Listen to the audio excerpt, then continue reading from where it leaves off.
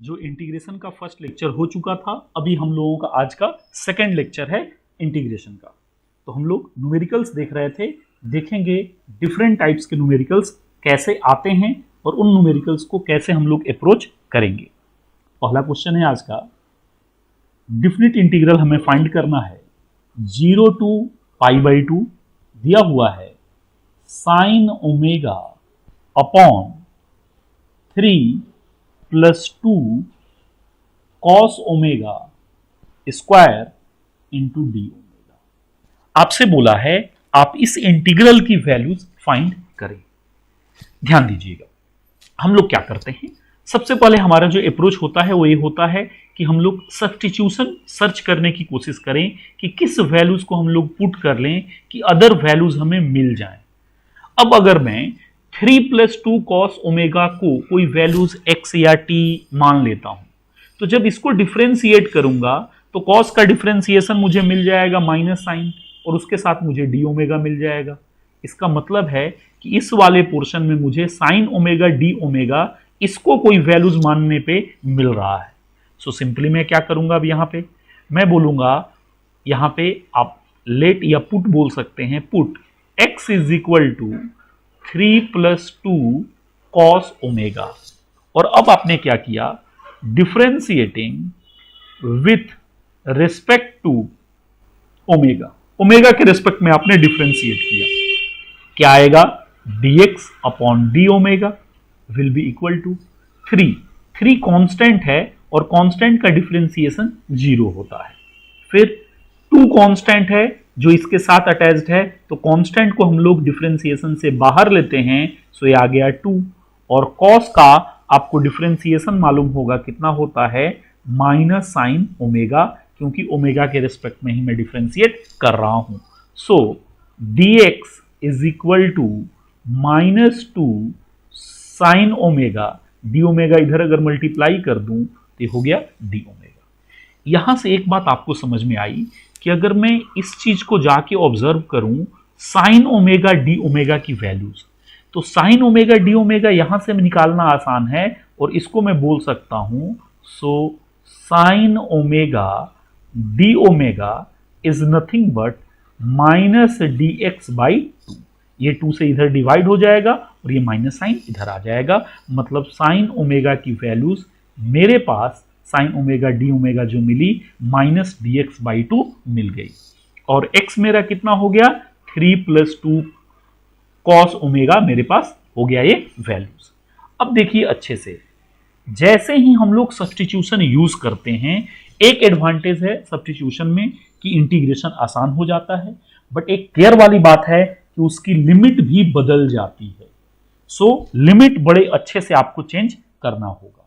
अब आप बोलेंगे ठीक है, यहां पे इसकी लिमिट क्या है, तो ओमेगा की 2 लिमिट दे रखी है, एक लिमिट दे रखा है 0 और एक लिमिट दे रखा है आपको π/2। जब ओमेगा 0 हो जाए तो आप अपने x से पूछिए कितना होगा। जब इसमें ओमेगा 0 कर दूं तो cos 0 की वैल्यू होती है 1 और 3 + 2 विल बी नथिंग बट 5। मतलब जब ओमेगा की वैल्यू 0 हुई तो x उस वक्त कितना हुआ, 5 हुआ। सेम वे में देखिए, अगर मैं ओमेगा की जगह π/2 पुट करूं, π/2 मतलब 90 डिग्री, तो cos 90 की वैल्यू कितनी होती है आप लोग बताएंगे, 0। और cos 90 0 हो गया तो x की वैल्यूज कितनी मिल गई आपको, 3। सो x की वैल्यूज आपको मिल गई। तो जब फंक्शन ओमेगा के फॉर्म में था तो आपकी जो लिमिट थी वो 0 से π/2 थी, लेकिन जब x के फॉर्म में आप लिखेंगे तो आपकी लिमिट 5 to 3 हो जाएगी। जहां 0 था वहां 5 हो जाएगा, जहां π/2 था वहां 3 हो जाएगा। अब देखिए आपका नया जो न्यू इंटीग्रेशन बना वो क्या बना, इंटीग्रल जहां 0 था वहां आपने लिख दिया 5, जहां π/2 था वहां आपने लिख दिया 3। अब ध्यान दीजिएगा, sine omega D omega, sine omega D omega की जगह पे आपने लिखा dx/2, ठीक है, इनटू 3 + 2 कॉस ओमेगा, इसकी जगह पे आपने लिखा x, लेकिन इसका स्क्वायर है तो आपने स्क्वायर यहां पे पुट कर दिया। अब ये सिंपल सा इंटीग्रेशन आपको करना है। आप क्या करेंगे, -1/2 को बाहर ले लेंगे। इंटीग्रल करेंगे कहां से कहां तक, 5 से 3 तक। ये आएगा 1/x² dx। आपको मालूम है जब ये इसको मैं ऊपर लेके जाऊंगा तो इस पे पावर माइनस हो जाएगा, so this can be written as half को हमने बाहर लिया, 5 से 3 तक इंटीग्रेट किया और ये वैल्यूज आ गई x⁻² dx। x⁻n dx का इंटीग्रेशन हम लोग सीख चुके हैं, वो क्या होता है, x⁻n+1 डिवाइडेड बाई n+1। सो ये वैल्यूज आ गई -1/2। अब इसकी वैल्यूज आप लिखेंगे x⁻−2+1 डिवाइडेड बाई -2+1 कहां से कहां तक, 5 से 3 तक। इसकी वैल्यूज देख लीजिए, -1/2 यहां कर रहा हूं, x⁻, -2+1 इज नथिंग बट -1, नीचे में भी आ जाएगा -1 कहां से कहां तक, 5 से 3 तक। इस माइनस से इस माइनस को आपने कैंसिल कर दिया। अब देखिए क्या हुआ आपके पास, 1/2 इंटू x⁻−1 को आप 1/x लिख सकते हैं। 1/x मतलब x⁻1 है, जब ये ऊपर जाएगा तो माइनस हो गया है, तो आपने लिखा 1/x कहां से कहां तक, 5 से 3 तक।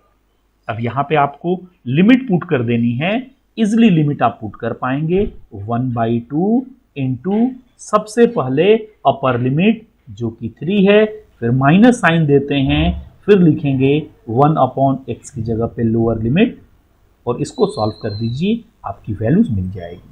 3 इंटू 5 आपका हुआ 15, 2 पहले से था तो 2 लिख दिया। अब यहां से 15 से 3 करेंगे तो ये हो जाएगा 5, माइनस हो जाएगा 3। 5 माइनस 3 की वैल्यू हो जाएगी 2, 2 से 2 कैंसिल हो जाएगा। सो आपका आंसर यहीं पे मैं लिख देता हूं आगे करके, ये आया 2/2 into 15, that is nothing but 1/15 will be the answer. So यहां से आपका आंसर लिख दिया, ये सॉल्व करने पे आपका आंसर आया 1/15। सिंपल सा आराम से आपने सब्स्टिट्यूशन का ये क्वेश्चन था, देखा कि किस चीज को मैं एज्यूम कर सकता हूं x या t जिसमें आप कंफर्टेबल हैं, और फिर उससे पूरे इंटीग्रल को आपने एक आसान इंटीग्रल में कन्वर्ट कर दिया। अब देखिए ये पूरा साइन कॉस का इंटीग्रल जो था सिंपल 1/x² के फॉर्म में आ गया, बट ध्यान देने वाली बात है इसके साथ साथ इसकी लिमिट में भी बदलाव हुआ है।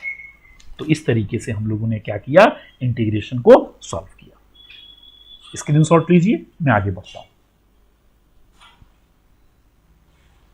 स्क्रीनशॉट लीजिए, ओके आगे बढ़ते।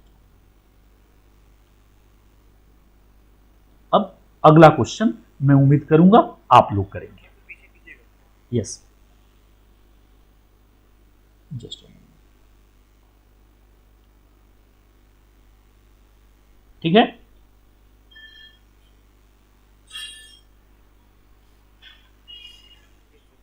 ओके चलो जी, नेक्स्ट क्वेश्चन मैं उम्मीद करूंगा कि आप लोग करेंगे, जिससे हम लोगों को ऑफलाइन क्लास की फीलिंग रहे। और जैसे क्लास में हम लोग करते हैं, एक क्वेश्चन मैंने किया, अगला क्वेश्चन आपको दूंगा, अब ये आप करेंगे। इंटीग्रेशन की वैल्यूज आपको निकालनी है, लिमिट दिया है 0 से 1, ये है 5r अपॉन 4 प्लस r² का होल स्क्वायर इंटू dr। इस इंटीग्रेशन की वैल्यूज कितनी आएगी सॉल्व करने पे आपको बताना है। करेंगे सब लोग, ओके।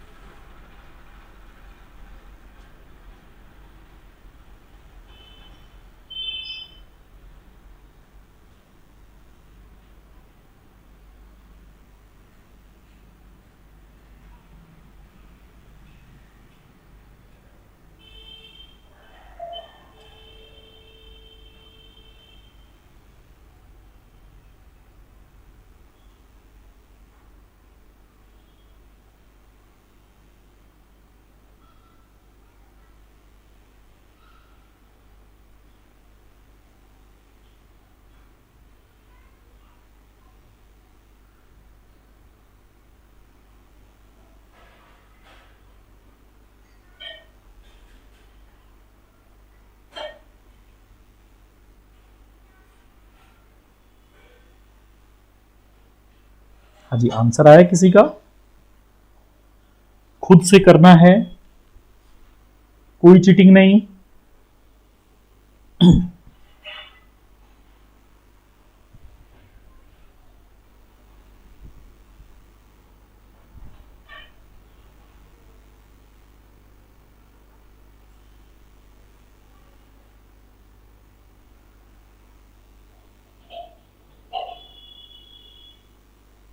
मैं सॉल्व करूं? ओके,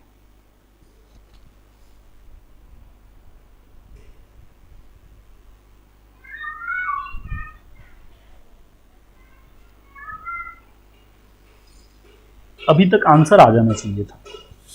चलिए देखिए, देखते हैं हम लोग।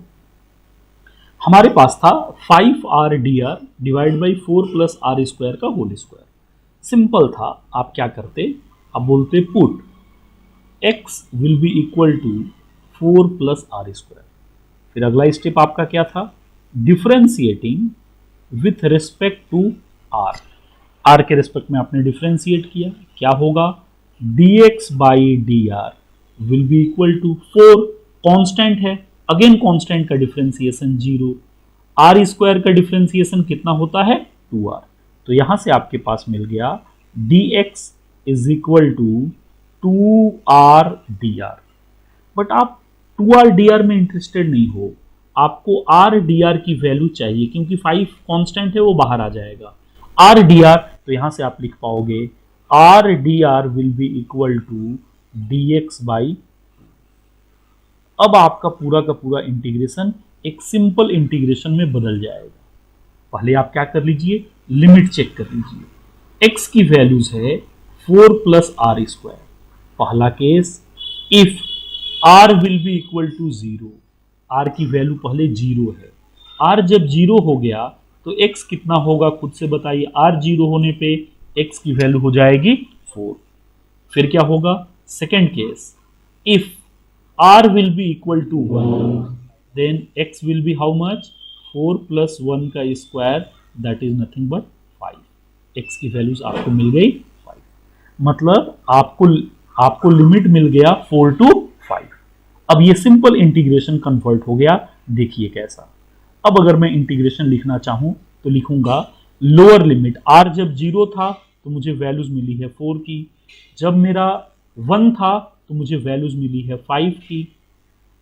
5 एज इट इज लिख रहा हूं, r/dr की जगह पे आप ऑलरेडी वैल्यूज फाइंड कर चुके हैं, dx/2 लिख दिया।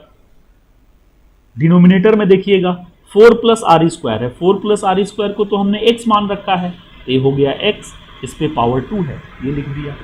इसको और अच्छे से अगर आप लिखना चाहें तो आप बोलेंगे 5/2, 5/2 कांस्टेंट है, इंटीग्रेशन से बाहर लिया, लोअर लिमिट 4, अपर लिमिट 5, आपने लिख दिया dx/x²।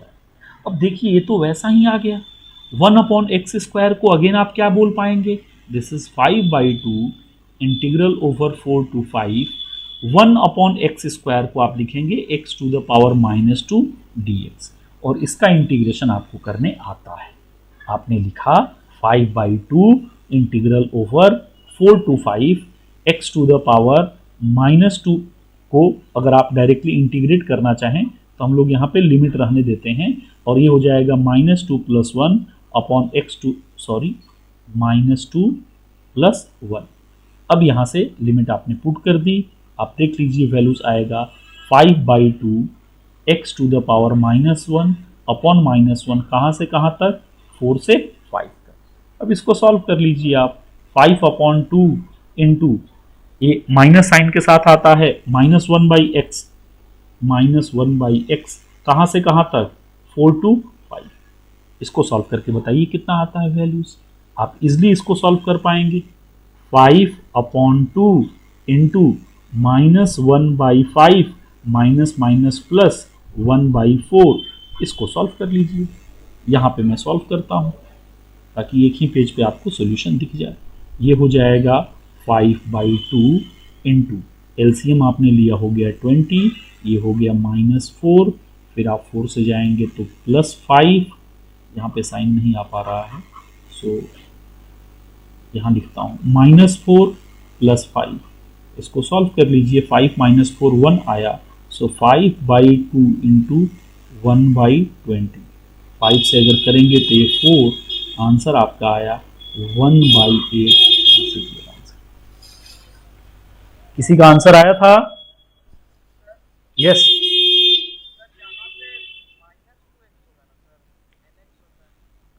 कहाँ पे? नहीं, nx इसका नहीं, तो आप डिफरेंशिएशन इंटीग्रेशन में कंफ्यूज कर गए।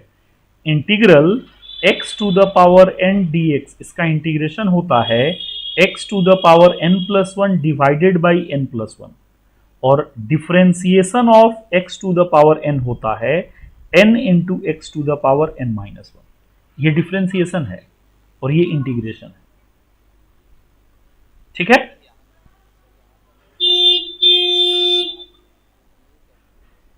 किसको? ये तो हमने x टू द पावर -2 का इंटीग्रेशन किया है। ये x है आपका और n आपका कितना है? -2।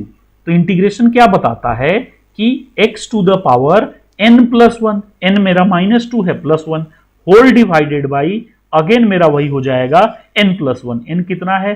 -2 है, +1 किया। अब -2 + 1 हुआ -1, तो x to the power -1 upon minus. अब x टू द पावर -1 को मैंने लिख लिया 1 अपॉन x, और इस माइनस साइन को यहां पे रहने दिया। तो सिंपल में x टू द पावर -2 का इंटीग्रल होता है -1/x। अगर आप याद कर सकते हैं तो याद भी कर लीजिए, या फिर x to the power n+1 upon n+1 से डायरेक्टली आप कैलकुलेट कर लेंगे। ठीक है? तो सिंपली आपने इस पोर्शन का इंटीग्रेशन किया, x to the power n का इंटीग्रेशन यहां मैंने लिख दिया है, और ये हम लोगों ने पहले टेबल बनाया था उस वक्त भी लिखा था और आपको बताया था कि आप याद कर लीजिएगा। समझ में आई बात? स्क्रीनशॉट लीजिए, अगला क्वेश्चन स्क्रीनशॉट लीजिए।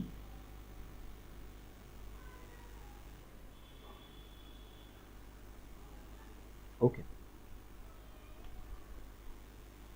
मतलब अब इंटीग्रेशन अगर आएगा तो बेसिक हम लोग ये समझ जाएंगे कि उस इंटीग्रेशन को किस तरीके से, किस अप्रोच से हम लोगों को सॉल्व करना है। एक आइडिया हम लोगों के पास जरूर हो जाएगा कि इंटीग्रेशन को फिजिक्स में जहां पे यूज आएगा हम लोग सॉल्व कर पाएंगे। ठीक है? इसमें किसी बच्चे को कहीं पे कोई परेशानी तो पूछ लेना, किसी बच्चे को कोई परेशानी तो पूछ लेना। एक क्वेश्चन दे रहा हूं आपको, क्वेश्चन बोल रहा है, लिख लीजिएगा। Using definite integral prove that area of a circle is πr²। Using definite integral prove that area of the circle is πr²।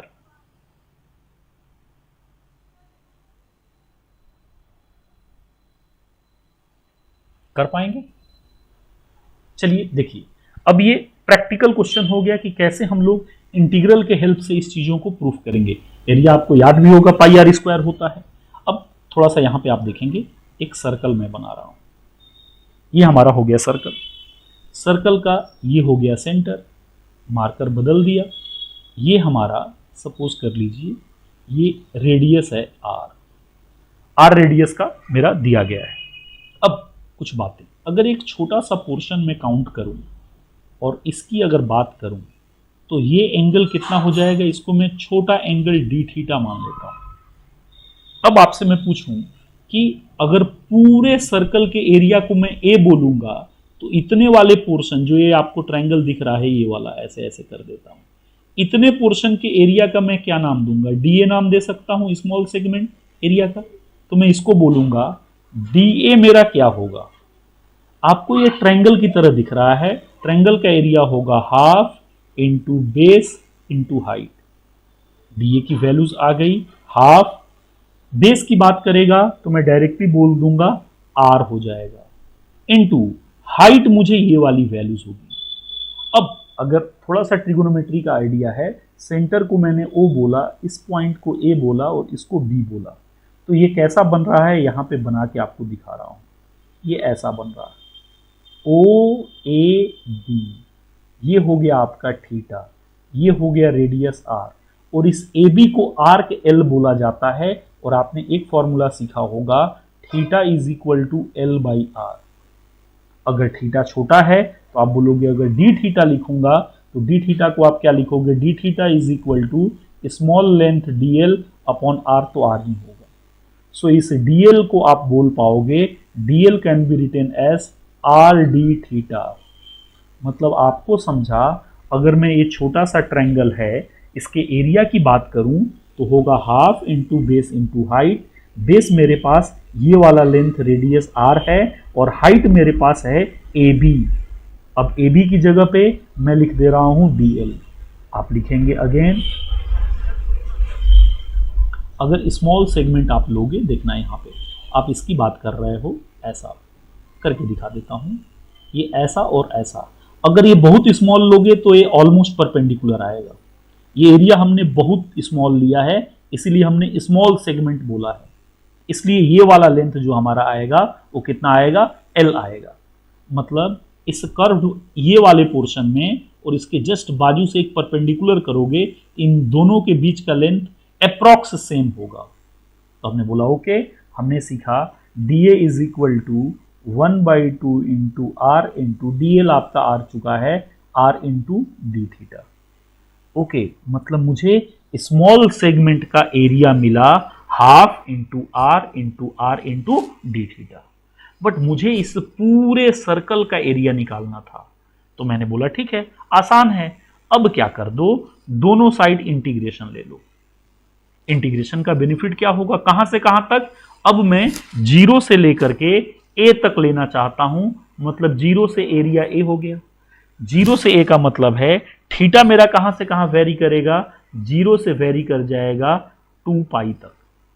मैं बोलूंगा बड़ा आसान है, क्योंकि area small segment D theta पे मैंने निकाला, तो डी ए एरिया था, जब पूरा घूम गया 2 पाई तो उस वक्त मेरा पूरा एरिया ए बन जाएगा। तो मैं बोलूंगा ठीक है।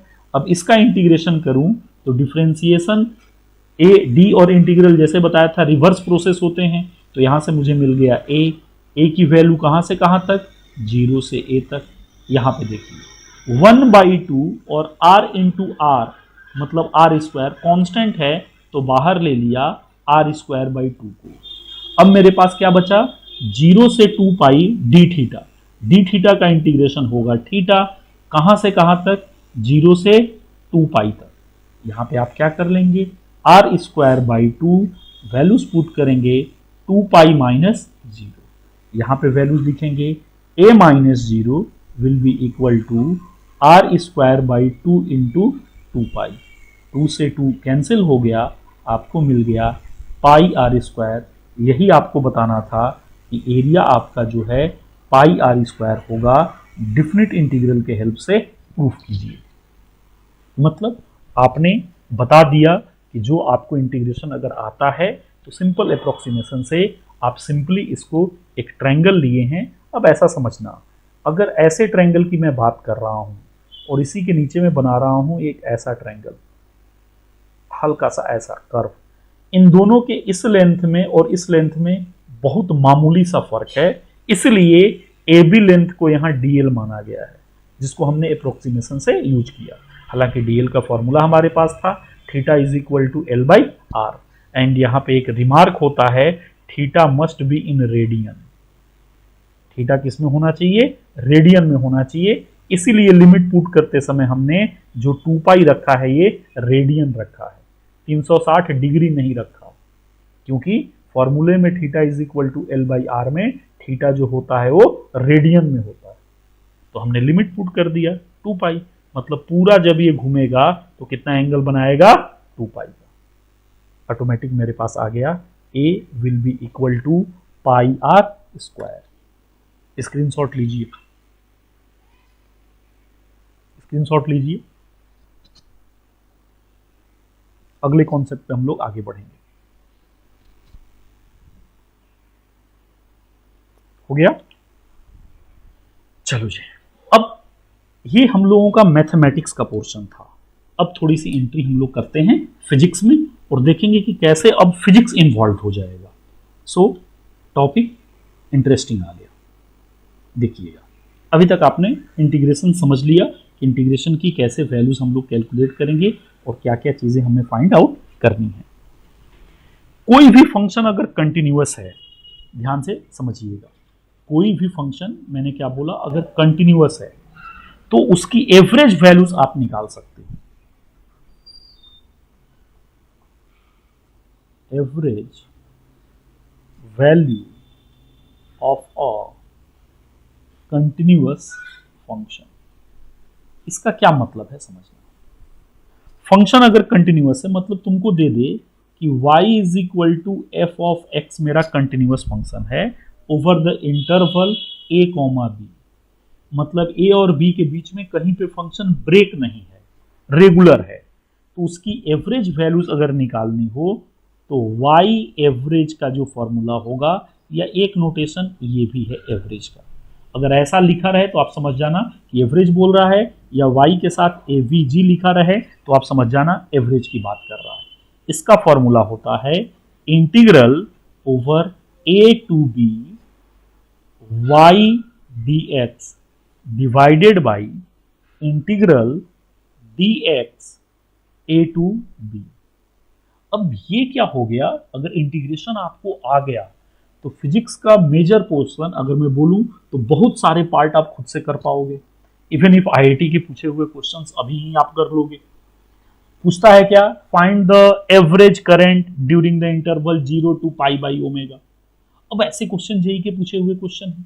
अगर जिस बच्चे को इस एवरेज का केवल फॉर्मूला मालूम है कि एवरेज जो है वो होता है integral a to b y D x upon integral a to b d x. अब एक चीज समझना, कंफ्यूज मत होना, अगर y x का फंक्शन है तो ये बातें लिखा, अगर सपोज कर लो y मेरा t का फंक्शन है over the interval a to b, तो उस वक्त फॉर्मूला क्या लिखूंगा, ध्यान देना, y एवरेज का फॉर्मूला क्या बन जाएगा, इंटीग्रल लिमिट a से b रहेगी, y रहेगा, इंटू dx की जगह पे dt हो जाएगा, क्योंकि t का फंक्शन है तो t के रेस्पेक्ट में आप करोगे, whole divide by integral a to b dt, और इसको सॉल्व कर लोगे। मतलब एकदम आसान तरीका है कि अगर y as a function of आपको मिल जाए t या x, तो आसानी से आप बता पाओगे कि उसका एवरेज वैल्यूज क्या होगा। अब ये फॉर्मूला बताया, अब इसके ऊपर आपको एक क्वेश्चन बता रहा हूं जिससे आपको बातें समझेंगी। बोल देगा क्वेश्चन में कि velocity of a particle is given as 2t+3। एक पार्टिकल है जो मूव कर रहा है और उसकी वेलोसिटी टाइम के साथ बदल रही है, और वेलोसिटी कितना दे देगा, 2t+3। आपसे बोलेगा कि 0 से 1 सेकेंड के बीच में, 0 से 1 सेकेंड के बीच में एवरेज वैल्यू क्या रही वेलोसिटी की, बता दें। मतलब आपको बताना है एवरेज। जब भी एवरेज बोला जाता है याद करना एक इंटरवल दिया जाता है। याद है हम लोगों ने क्या बोला था, रन रेट का एग्जांपल लिया था कि अगर 0 से 50 ओवर का अगर हम लोग बोलेंगे एवरेज रन रेट, मतलब इंटरवल कितना हुआ, 0 से 50 का। सो एवरेज जब भी देगा आपको एक लिमिट देगा कि कहां से कहां के बीच में आप बात करना चाह रहे हैं। अब क्वेश्चन है v is equal to 2t+3, interval है 0 से 1, आपसे पूछा एवरेज वैल्यूज बता दें v का क्या होगा। आप खुद से सोचिए, v मेरा t का फंक्शन है, सो फॉर्मूला क्या बनेगा, इंटीग्रल a से b, a lower limit b upper limit, तो 0 से 1। अब आपका ये फॉर्मूला क्या है, v t के रेस्पेक्ट में तो v dt, whole divide by integral again 0 से 1, अब क्या हो जाएगा dt। आसान सा फॉर्मूला यूज कर लीजिए, इंटीग्रल 0 से 1 v की जगह पे 2t+3 dt whole divide by, dt का इंटीग्रेशन देखो सॉल्व कर रहा हूं, dt का इंटीग्रेशन t होगा और t की वैल्यूज पुट कर दो 1 से 0 के बीच में तो हो जाएगी 1 माइनस 0। सो मेरा यहां पे आंसर बन जाएगा 0 to 1 2t+3 dt। अब इसको आप आसानी से इंटीग्रेट कर सकते हो, आप बताएंगे इसका इंटीग्रेशन क्या आएगा। लिया बाहर, टी का क्या फॉर्मूला बोलता है, t to the power n plus 1 divide by n plus 1, तो डायरेक्टली लिखता हूं प्लस 3 इंटू डी टी का इंटीग्रेशन हो जाएगा सिंपली कहां से कहां तक, 0 से 1 तक। अब ये वैल्यूज अगर पुट कर दे कोई बच्चा तो इसका इंटीग्रेशन का वैल्यू निकाल लेगा, कितना हो जाएगा देख लो, इस 2 से 2 कैंसिल हो गया तो आपके पास आ गया टी स्क्वायर प्लस 3t, कहां से कहां तक, ये वैल्यूज है 0 से 1 तक। एक बार अपर लिमिट 1 पुट करेंगे तो 1 का square plus 3 into 1 minus 0, so answer आपका आ गया 4। तो यहां से आपका 4 मीटर पर सेकेंड जो है एवरेज वेलोसिटी मिल गई इस पार्टिकल की। अब आपको समझा होगा कि मैंने आपको बेसिक मैथमेटिक्स क्यों सिखाया था, ठीक है।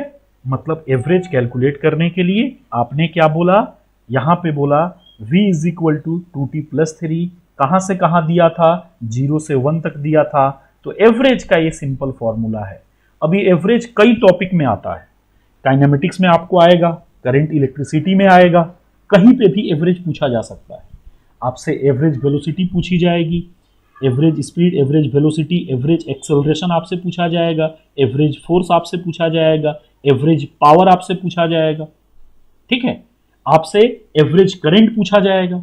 मतलब जब कभी भी मुझे एवरेज कैलकुलेट करना हो तो एक खूबसूरत टॉपिक हम सीख गए कि इंटीग्रेशन मुझे आती है, सिंपली मैं जहां से जहां दिया होगा उसको इंटीग्रेट कर लूंगा और नीचे में डिवाइड कर दूंगा जिसका वो फंक्शन होगा उसके इंटीग्रेशन से, और सिंपली मुझे वैल्यूज मिल जाएगी किसकी, average values.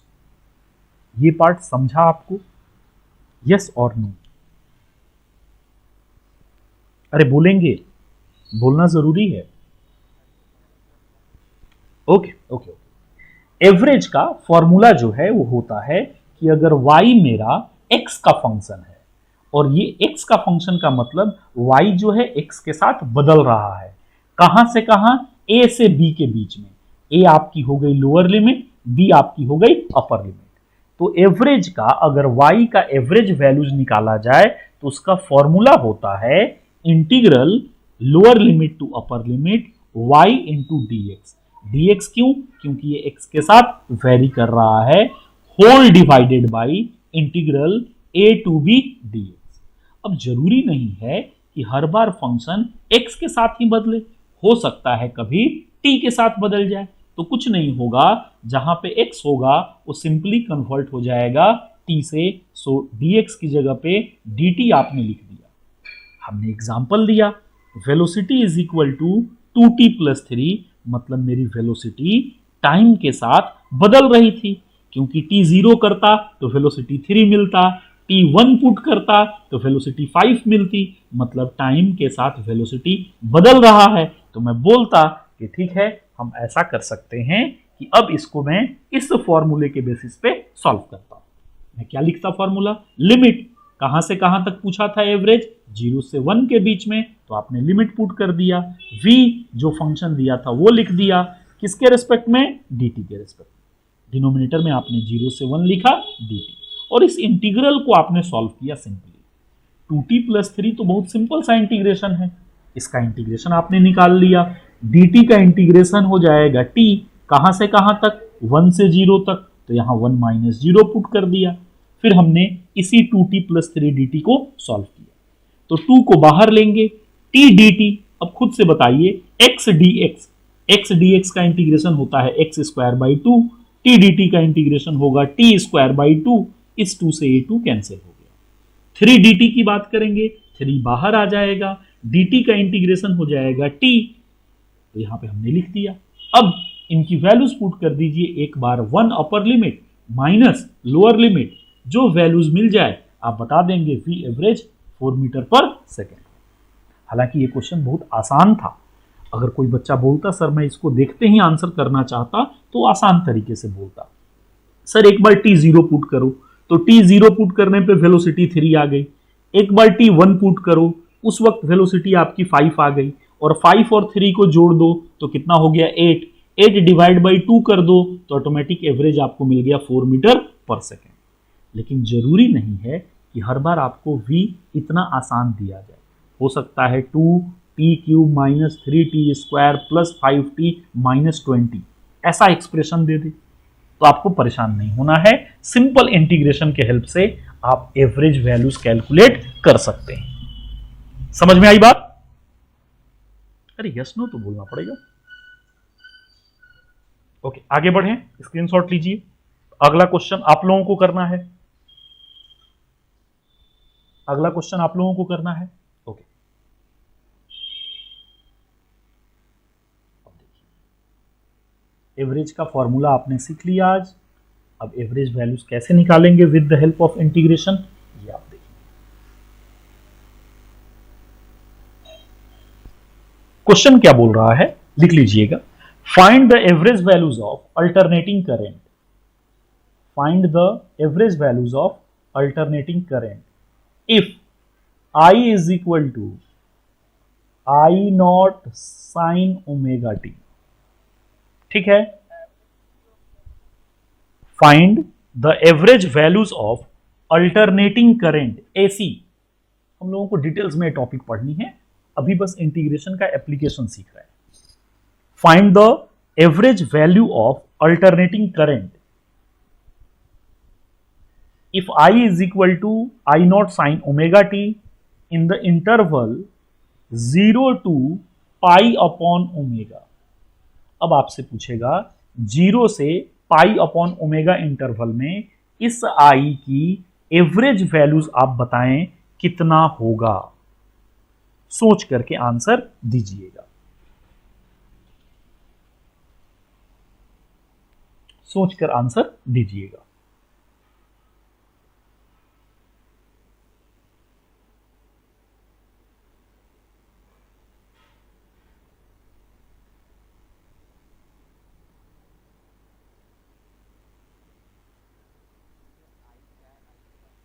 I is equal to I not. I naught current की मैक्सिमम वैल्यूज है, आई मैक्स दिया हुआ है, आई नॉट एक वैल्यूज आपको दी हुई है। I is equal to I not, I nought को आप कांस्टेंट मानेंगे। I is equal to I not sine omega T. अब सिंपल आपसे पूछ दिया कि आप बता दें एवरेज वैल्यूज क्या होगा। फॉर्मूला जाकर के देखेंगे, आपको सारी बातें समझ में आ गई। एवरेज आई का फॉर्मूला क्या बनना चाहिए? इंटीग्रल कहां से कहां तक? 0 से पाई अपॉन ओमेगा तक। फंक्शन लिख दिया आई नॉट साइन ओमेगा टी। ये किसके रिस्पेक्ट में बदलेगा? टी के रिस्पेक्ट में, सो यहां लिख दिया d t whole divide by integral 0 से पाई बाई ओमेगा किसका? D t. खत्म, आया हुआ क्वेश्चन है। एक लाइन में एवरेज वैल्यूज निकाल लेंगे। अब तो सॉल्व कर लो। आई नॉट कांस्टेंट है, बाहर ले लिया, इंटीग्रल किया 0 से पाई अपॉन ओमेगा पे, साइन लिखा sine omega T D t whole divide by integral. देखो dt का इंटीग्रल होता है t, तो t लिख दी वैल्यूज कहां से कहां तक? 0 से पाई अपॉन ओमेगा तक। इसी को सिंपली अगर सॉल्व कर लो तो आपकी वैल्यूज मिल जाएंगी। आप बोलोगे I not sine omega T dt का इंटीग्रेशन क्या होगा? कोई बच्चा बताएगा? यहां पे लिख दे रहा हूं, आंसर हम लोगों का आ जाएगा। सिंपल मेरा आपसे है, integral of sine omega T dt का इंटीग्रल वैल्यूज क्या होगा?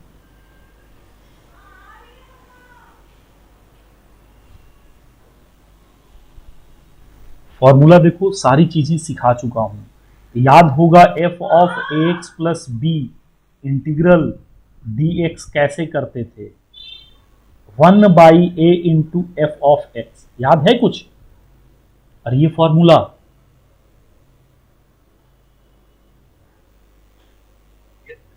उस फॉर्मूले से सिंपली करोगे तो क्या होगा? ओमेगा टी पे ध्यान दो, ओमेगा टी को अपने मन में मान लोगे x, तो साइन का क्या हो जाएगा? डायरेक्टली बोलो minus cos omega T divided by omega. अरे समझा क्या?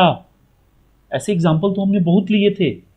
Minus cos omega T divide by omega. तो यहां से मैं लिख रहा हूं, इसका इंटीग्रेशन लिख रहा हूं, मार्कर बदलना चाहो बदल लो।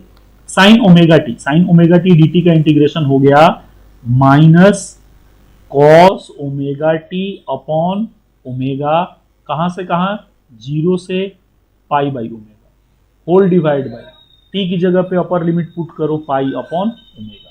अब पूरे इस एक्सप्रेशन को सॉल्व करो, देखो आराम से सॉल्व कर रहा हूं।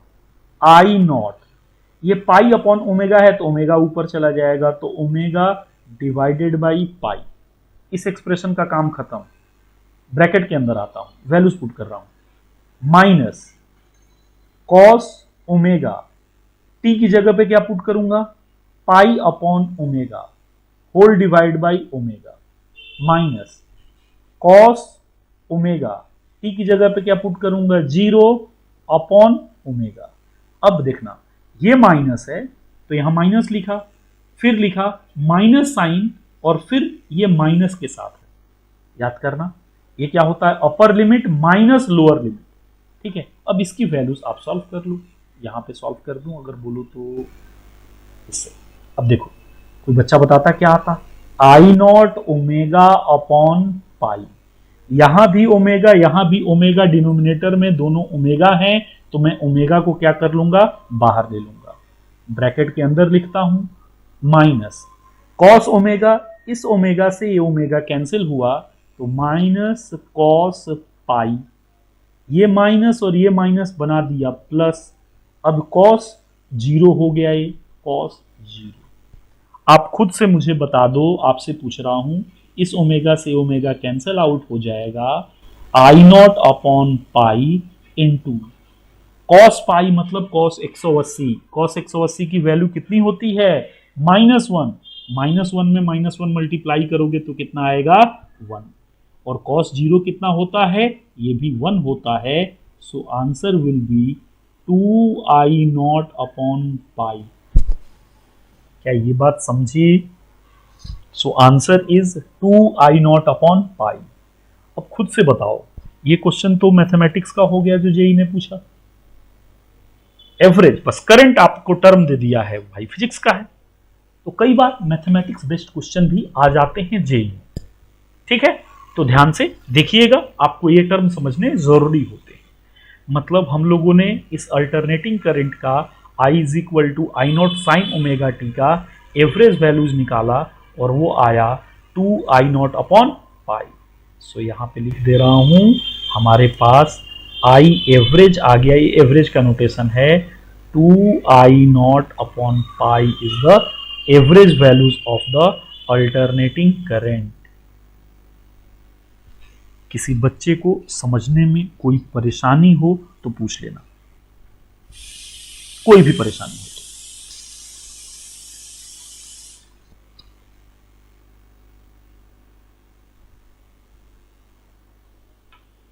समझा, आगे बढ़ूं, ओके ग्रेट। तो आज हम लोगों ने क्या क्या सीखा, इंटीग्रेशन बाय सब्स्टिट्यूशन मेथड सीख लिया, फिर इंटीग्रेशन के हेल्प से एवरेज क्वांटिटी कैसे निकालते हैं यह भी सीख लिया। अब लास्ट पोर्शन पे हम लोग आते हैं इंटीग्रेशन के।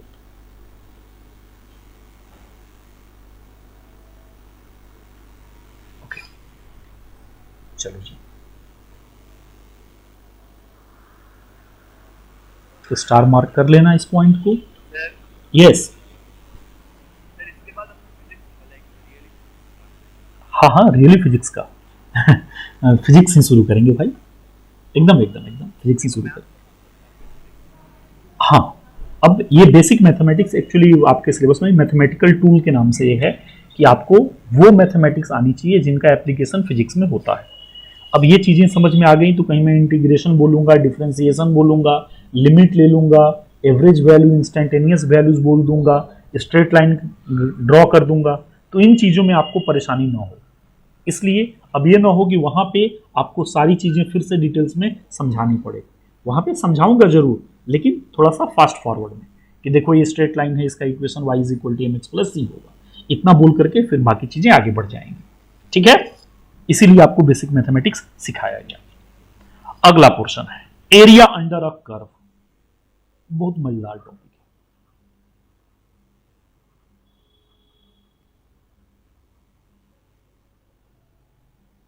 Area under a curve. Basically integration का मतलब ही होता है एरिया अंडर द कर्व।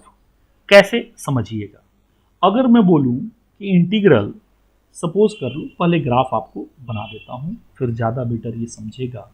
सो यहां पे मैं ग्राफ ड्रॉ करता हूं, ठीक है, देख लीजिएगा। इसी को मान लेता हूं एक्सिस, ये वाई एक्सिस हो गया और ये मेरा एक्स एक्सिस हो गया।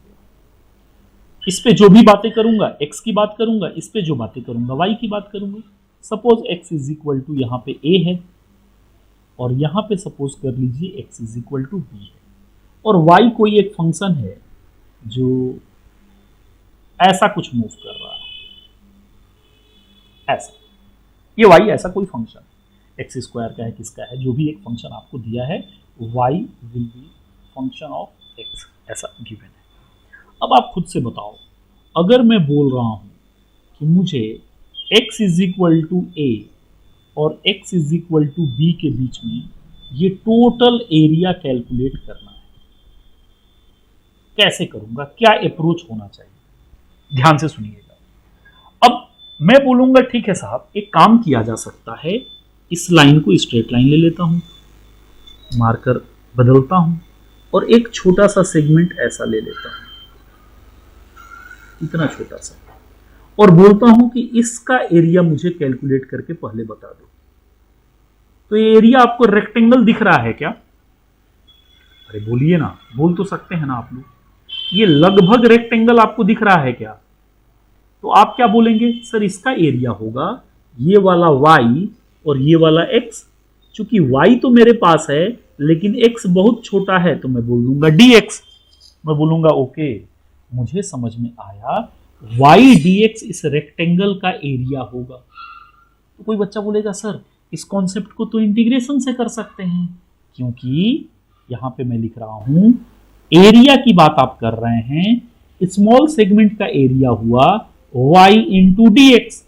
अब क्या कर लीजिए, फिर एक रेक्टेंगल लीजिए, फिर अगला रेक्टेंगल लीजिए, फिर अगला रेक्टेंगल लीजिए, और ऐसे बहुत सारे रेक्टेंगल लेकर के आप उन सारे रेक्टेंगल का एरिया निकाल लीजिए और सबको अगर आप जोड़ देंगे तो आपको अप्रोक्स यही एरिया मिल जाएगी।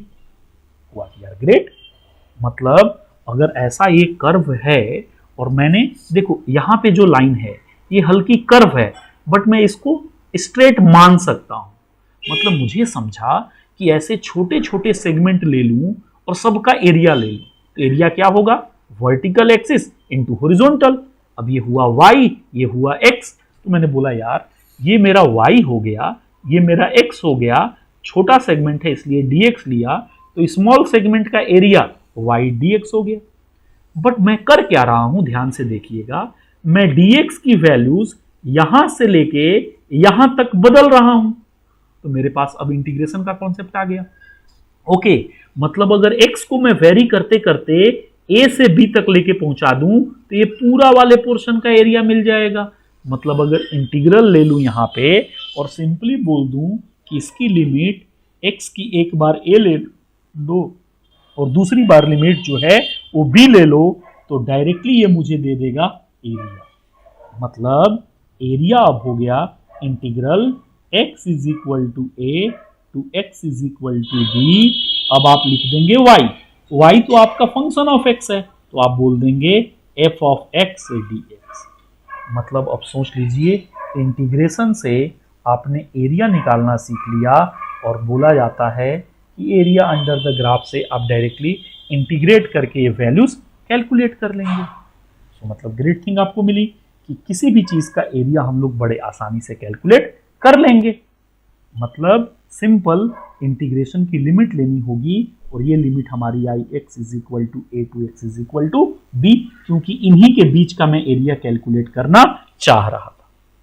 मतलब इसका एरिया अगर निकालना हो तो कुछ नहीं, बस कोई ये बता दे कि y का बदलाव x के साथ, ये जो ग्राफ है, ये जो लाइन में ड्रॉ कर रहा हूं, इसका इक्वेशन क्या है। ये इक्वेशन आपको जनरली पेपर में दिया जाएगा, ये जो ऐसा दिख रहा है, जो एलो से दिखाया हूं।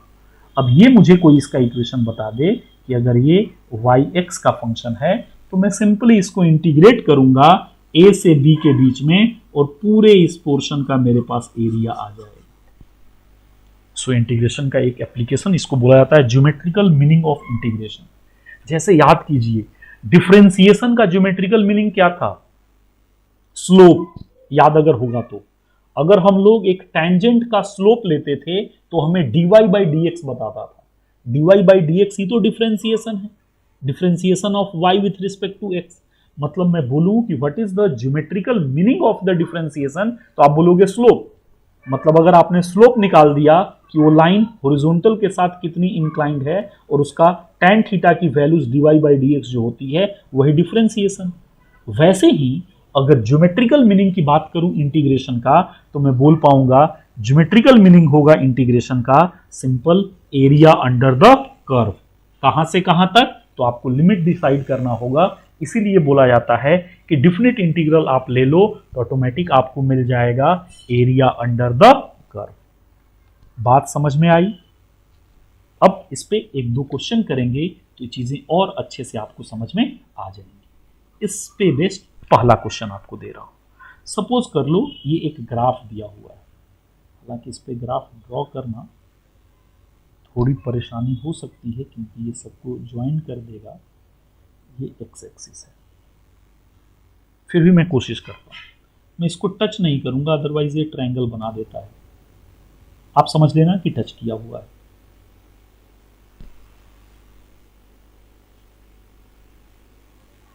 ठीक है? अरे यस नो तो बोलना पड़ेगा। ये ज्वाइन क्यों नहीं किया आप समझ रहे हो? ऐसा मत बोलना फंक्शन डिसकंटिन्यूअस कर दिया सर आपने। ठीक है? या अगर ज्वाइन करूं तो देख लो ज्वाइन करके क्या करता है। बाद में ज्वाइन किया हूं हालांकि, तो हो सकता है कुछ रिसर्च कर दे। चलो यार ग्रेट, मतलब पहले ब्रेक करो फिर लास्ट में करो तो शायद नहीं ज्वाइन कर रहा। ओके बढ़िया। अब देखो यहां पे दिया 0, यहां पे दिया 2, यहां पे दिया 1, इस वाले पोर्शन को दे दिया y आपका है 20, इस पोर्शन को दिया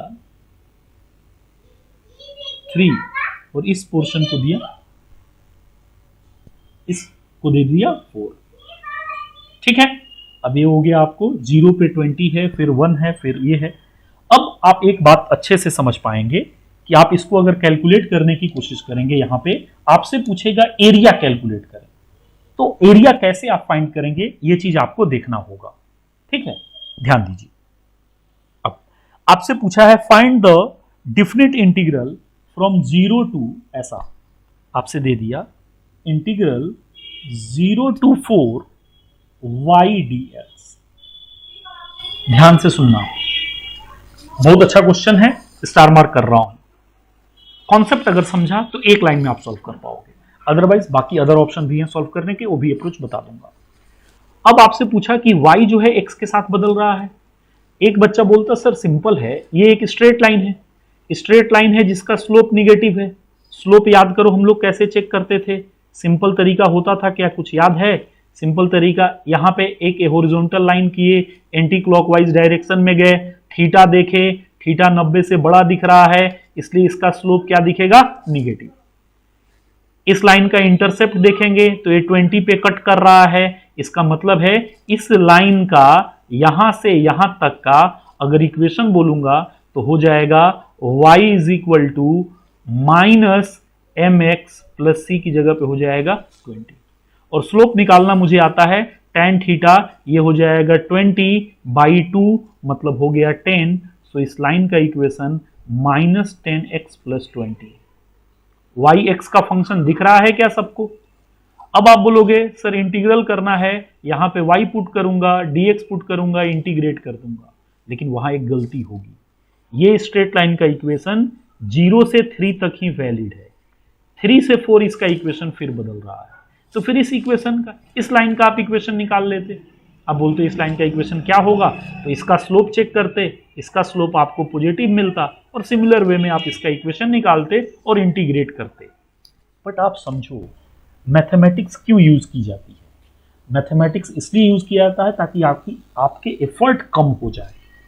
अब समझना, मैं वो एक अप्रोच था, अगर मुझे बहुत ज्यादा मैथमेटिक्स आती है तो तमाम तरीके, इस लाइन का इक्वेशन निकाला, फिर उसको इंटीग्रेट किया, इंटीग्रेट करके लिमिट पुट किया और आंसर बता दिया। नहीं, लेकिन एरिया अंडर ग्राफ से एक लाइन में ये सॉल्व होगा। कैसे, सुनिएगा। एरिया अंडर द कर्व क्या बोलता है? ये तो यही बोलता है ना, integral Y D X. Integral Y D X कहां से? 0 से 4 के बीच में, 0 से 4 के बीच में। तो बेटर हुआ कि जब ये स्टेटमेंट मेरे पास है कि integral Y D X from X is equal to A to X is equal to B is nothing but the area bounded by the graph between A to B, तो मैं सिंपल वे में area निकाल लूंगा। और triangle का area मुझे निकालना आता, सो यहां पे मैं क्या लिखूंगा, ध्यान देना। इस पोर्शन का एरिया आप लोग बताएं, मैं नहीं बताऊंगा। हाफ एरिया तो निकालने आता होगा ना। ये कितना, बेस इनटू हाइट कितना है, 20। अब एक्स एक्सिस के ऊपर के एरिया को प्लस लेंगे तो एक्स एक्सिस के नीचे के एरिया को आपको माइनस लेना पड़ेगा। इस पोर्शन का एरिया कोई बच्चा मुझे बताता, लिखूं मैं डायरेक्टली माइनस। माइनस क्यों लिया? क्योंकि एक्स एक्सिस के नीचे है। हाफ इंटू बेस, बेस को अगर 4 ले लूं इंटू हाइट को ले लूं, सॉरी ये हाइट आपको क्वेश्चन में दिया गया है -10, दिस वैल्यूज इज गिवन -10। ये हो गया, आपकी वैल्यूज हो गई कितनी, 10। अब इसको कैलकुलेट कर लो, एरिया कितना आता बता दो। इस 2 से ये 2 कैंसिल हो गया, सो यहां आपका आया 20 माइनस इस 2 से ये आपका कितनी बार में आएगा, 2 बार में आएगा। तो आपने कहीं पे कोई गलती किया क्या? ये 4 कहां से लिखा आपने? Just 1 minute. This distance is how much? 2, sorry this distance is 2, so this is 1। यहां से ये दूरी 2 है और यहां से ये दूरी भी कितनी है, 2 ही है। ओके, सो आ गया ये कितना, 2 से 2 कैंसिल हो गया, सो आपका आ गया 10। 20 माइनस 10 इज 10, सो एरिया आ गया आपका 10। आप बोल देते इस इंटीग्रल की वैल्यूज हो जाएगी 10, यही आपका आंसर था। अब समझो इंटीग्रेशन आता है तो ये टॉपिक कितना आसान हो गया। मतलब इंटीग्रल y dx की वैल्यूज 0 से 4 के बीच में कितनी होगी ये हमने कैलकुलेट कर लिया। अब इसी क्वेश्चन में वेरिएशन लेता हूं, स्क्रीनशॉट लीजिए, आगे बढ़ता हूं। स्क्रीनशॉट लीजिए, ले लिया, स्क्रीनशॉट ले ली। ओके, अब देखो इसको बस थोड़ा सा ऐसे कर लेते हैं। इसी क्वेश्चन में मैं क्या कर रहा हूं, अब आपसे पूछता हूं कि मुझे इसी फंक्शन का, यहां पे ध्यान देना, आपको अगर पूछता इंटीग्रल y dx बताएं 0 से 3 के बीच में, क्वेश्चन मार्क, आप क्या करते? वहां पे केवल लिमिट एरिया केवल 3 तक ही निकालते क्या? इसको 2 मेथड से कर रहा हूं, इसलिए थोड़ा सा इधर किया इसको, और दोनों मेथड आपको समझा रहा हूं कि कैसे अप्रोच करोगे, सोचोगे। पहला एरिया मेथड सबसे आसान है। एरिया मेथड क्या बोलेगा? Area is equal to integral 0 से 3 y dx। एरिया 0 से 3 के बीच में ले लो, 0 से 3 के बीच में देखो, मार्कर चेंज करके कलर कर रहा हूं। पहले तो ये वाला पोर्शन होगा और फिर ये वाला पोर्शन होगा। मुझे लग रहा है कहीं 0 ना आ जाए, एनीवे नहीं आएगा क्योंकि ये 20 है, ये 10 है। इसका एरिया कोई बच्चा बोलता, half into base into height minus half into 2 से 3 गए तो कितना हुआ, 1 इंटू हाइट आया 10। एक गलती मत कर देना, ये -10 मत पुट करना, यहाँ पे ऑलरेडी माइनस आपका है, तो यहाँ पे आप क्या लिख दोगे, 2 से 2 कैंसिल, ये 2 से करोगे तो ये हो जाएगा 5, सो 20 minus 5 is how much, 15। Area की वैल्यूज आपकी आ गई 15, इंटीग्रल की वैल्यूज इसकी आ गई आपको 15। आपने सॉल्व करके आंसर ला दिया। ये एक अप्रोच था। दूसरा अप्रोच सिखा रहा हूं। कोई बच्चा बोलता नहीं सर हम लोग मैथमेटिशियन हैं, रामानुजन के परिवार से आते हैं, 0 से 3 के बीच में इस लाइन का इक्वेशन है y is equal to -10x plus 20। आपने इंटीग्रल बोला है, मैं लिखूंगा 0 से 3 y dx। This can be written as integral 0 to 3 y की जगह पे -10x प्लस 20 इंटू dx। बोला बहुत आसान। अब उसने किया 0 से 3, -10x प्लस 20 dx। इसको इंटीग्रेट कर रहा हूं एक स्टेप में, ध्यान दीजिएगा। -10 x का इंटीग्रेशन होगा x² 2। अब ये आपको याद हो जाना चाहिए, x पे पावर 1 है तो 1 + 1 / 1 + 1 x² 2 प्लस 20 dx का इंटीग्रेशन होता है x, कहां से कहां तक, 0 से 3 तक। लिमिट पुट कीजिए, -10/2 इंटू x² मतलब 3 का स्क्वायर। 3 का स्क्वायर कितना होता आपको मालूम है, 9 प्लस 20 इंटू 3, -0 करूंगा 0 आ जाएगा। सो फाइनल आपकी वैल्यूज आ गई। अब इसको 2 से करोगे तो कितनी बार में जाएगा, 5। 9 इंटू 5 कितना हुआ, -45। ये कितना हुआ, 20 इंटू 3 कितना हुआ, 60। अब ये आ गया आपका -45 प्लस 60। अगेन आंसर 15 आया क्या, मतलब इसको भी सॉल्व करके आपने निकाला आंसर 15। बट ये मेथड जो था आप खुद समझो टाइम टेकिंग था। आपने पहले इस लाइन का इक्वेशन निकाला, फिर उसको आपने इंटीग्रेट किया, इंटीग्रेट करके आपने लिमिट पुट किया, फिर आपका आंसर आया। इस मेथड से आपने किया आसान तरीका, आपने यहां से यहां के बीच में एरिया कैलकुलेट कर लिया। बस इसका ध्यान देते हुए कि हम लोग जब बात करेंगे x के ऊपर तो प्लस लेंगे, नीचे आएंगे तो निगेटिव लेंगे, और आपका आंसर एक स्टेप में आ गया। सो दोनों मेथड इसलिए सिखाया कि आप जज कर पाओ कि ऐसा नहीं है कि किसी क्वेश्चन को करने के एक ही अप्रोच है। आपको ये निर्णय लेना है, क्योंकि आपका जो जेई और नीट है ये टाइम मैनेजमेंट का एग्जाम है, एक बाउंडेड टाइम में आपको परफॉर्म करना है। सो आपको मालूम होना चाहिए कि सबसे आसान तरीका क्या है सॉल्व करने का, जो कि कम समय में मेरा आंसर आ जाए। ठीक है, तो एरिया का एक एप्लीकेशन हम लोगों ने देखा कि किस तरीके से चीजें सॉल्व हम लोग करेंगे। दूसरा एग्जांपल दूं, यस नो, ओके, बट मैं उम्मीद करूंगा कि ये आप लोग खुद से करें। ठीक है, चलो जी स्क्रीनशॉट लीजिए, मैं आगे बढ़ता हूं। स्क्रीनशॉट लीजिए, ओके। उसको भी चाहो तो 2 मेथड से कर लेना। देखिए ये आपका हो गया वर्टिकल एक्सिस वेलोसिटी दे रखी है और हॉरिजॉन्टल एक्सिस टाइम दे रखा है, और ग्राफ ऐसा है।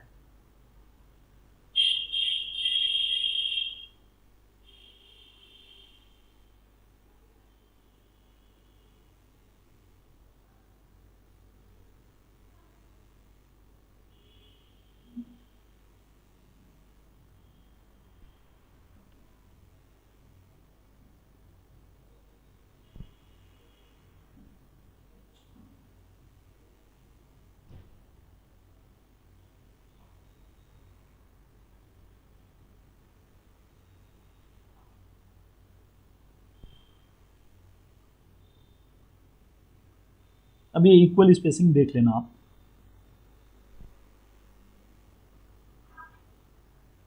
टाइम का यूनिट सेकेंड, वेलोसिटी का यूनिट मीटर पर सेकेंड। आपसे पूछा है find change in position from the interval 0 to 7।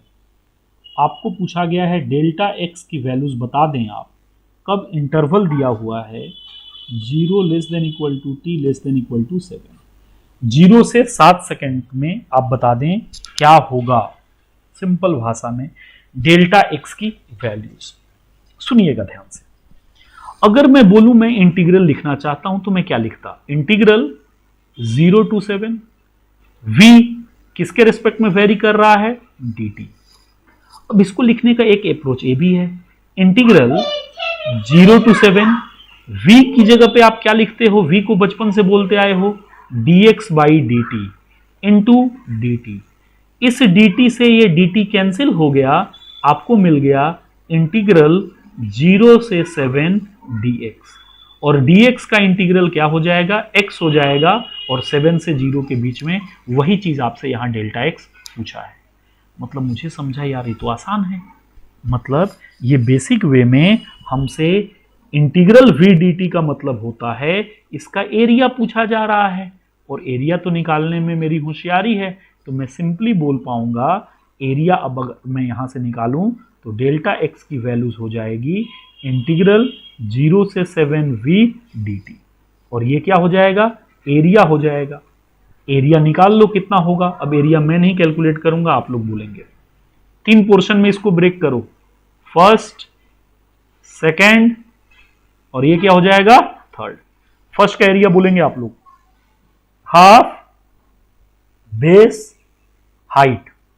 Second का एरिया बोलो कितना, देख के कितना, 20 into, okay 4 into 20, okay. Third one का हाफ 1 इंटू 20, ओके। इसको सॉल्व कर पाएंगे आप लोग। ये हो गया 20, ये हो गया आपका कितना 80, और ये हो गया 10, सो दिस इज 110। समझा क्या? मतलब आपसे चेंज इन पोजीशन पूछा था, हमेशा पोजीशन मीटर में आएगा, सो 110 110 मीटर आपका आंसर आ गया। मतलब आसान तरीका था, आप सिंपली इसको पुट करना चाहते तो भी आसानी से पुट कर सकते थे, कुछ भी बहुत बिग डील नहीं था।